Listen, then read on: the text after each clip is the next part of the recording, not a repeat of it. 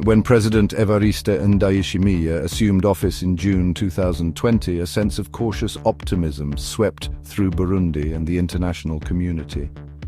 His predecessor, Pierre Nkurunziza, had left behind a legacy marred by human rights abuses and political turmoil.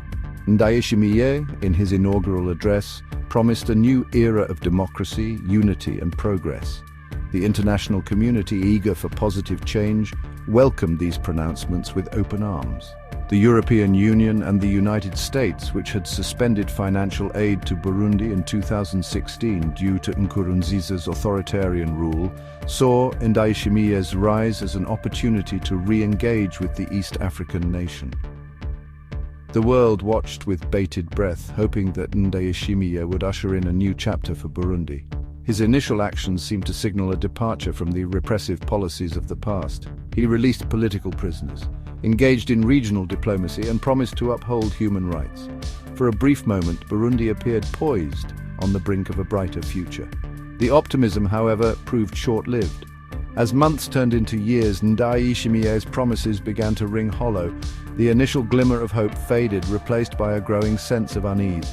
The man who had promised unity and progress was increasingly showing signs of following in his predecessor's footsteps.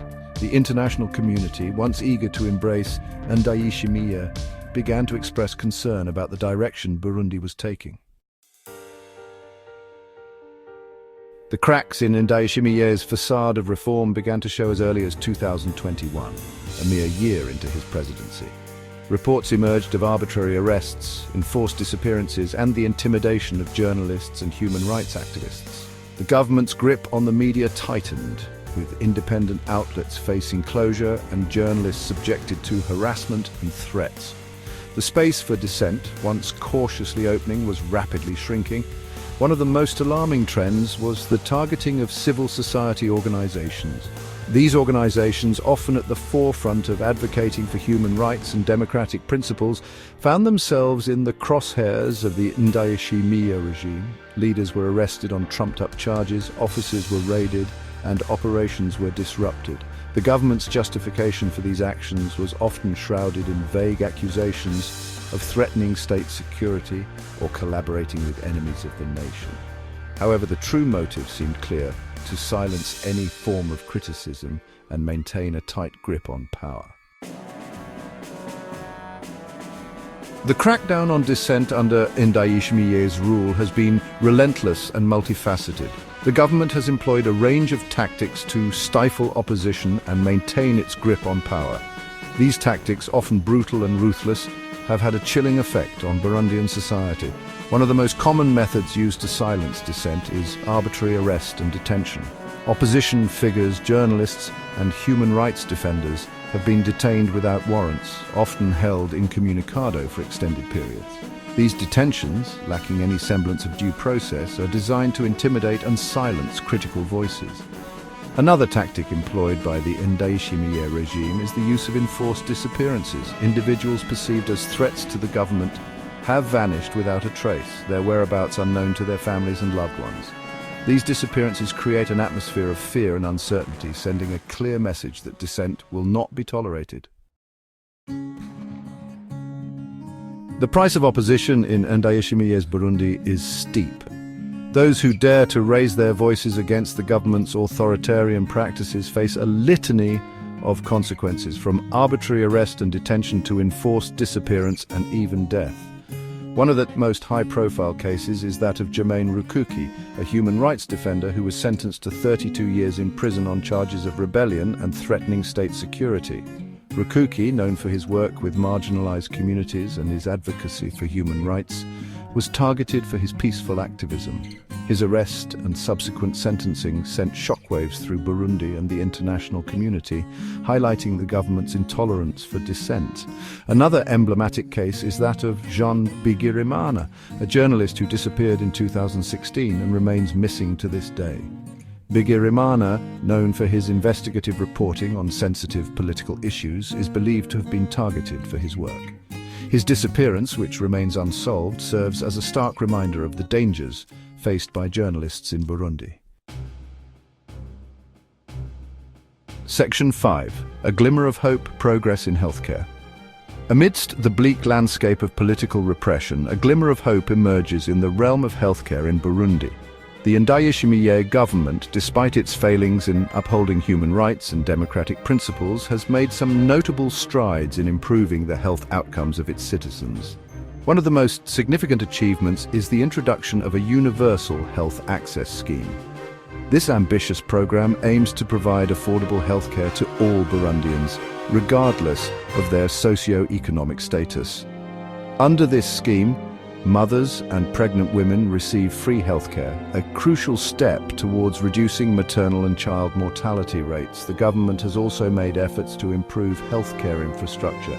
New hospitals and clinics have been constructed, particularly in rural areas where access to healthcare has historically been limited.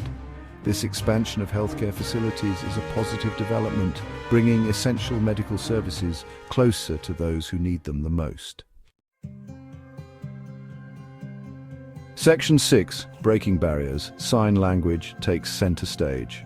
In a groundbreaking move, the Ndayishimiye government has taken significant steps towards inclusivity in healthcare by promoting sign language.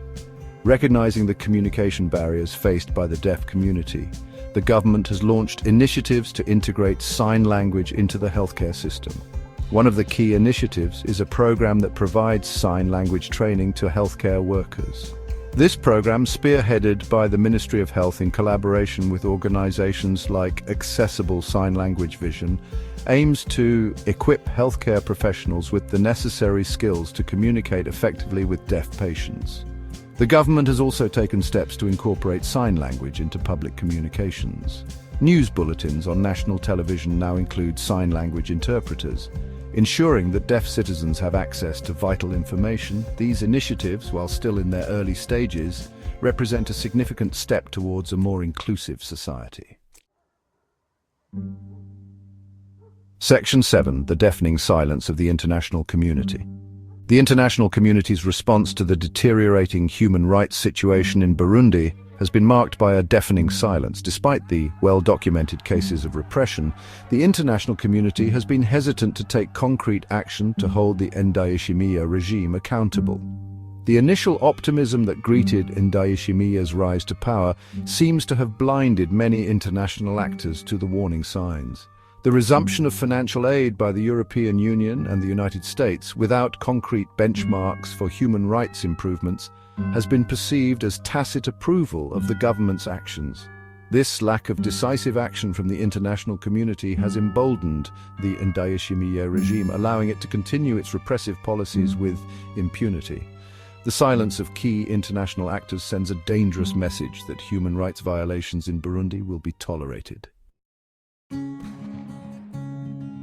Section 8, A Nation in Limbo. Burundi, under President Ndayishimiye's rule, finds itself caught in a state of limbo. The initial optimism that accompanied his rise to power has dissipated, replaced by a pervasive sense of uncertainty and fear. The government's crackdown on dissent has created a climate of fear, where citizens are afraid to express their opinions freely. The economy, already fragile, continues to struggle. The withdrawal of foreign aid under Nkurunziza's rule, coupled with corruption and mismanagement, has taken a heavy toll on the country's finances. Poverty remains widespread, and access to basic services like healthcare and education remains limited for many Burundians. The contrast between the government's rhetoric and the reality on the ground is stark. While President Ndayishimiye continues to speak of unity, progress, and respect for human rights, the actions of his administration paint a different picture. The crackdown on dissent, the shrinking space for civil society, and the culture of impunity all point to a regime that is increasingly authoritarian in nature. Section 9, The Road Ahead, Uncertainty and Hope. As Burundi navigates this period of uncertainty, the road ahead remains unclear. The upcoming 2025 elections will be a crucial test for the country's fragile democracy. Whether these elections will be free, fair and credible remains to be seen. The government's track record of suppressing opposition and silencing dissent does not bode well for a democratic process. Despite the challenges, there is still hope for Burundi. The resilience of the Burundian people, their unwavering spirit in the face of adversity, offers a glimmer of optimism. The international community, while currently silent, has a moral obligation to step up and support the Burundian people in their quest for a just and democratic society. The road ahead will undoubtedly be long and arduous, but with courage, determination and the support of the international community, Burundi can overcome its current challenges and build a brighter future for all its citizens.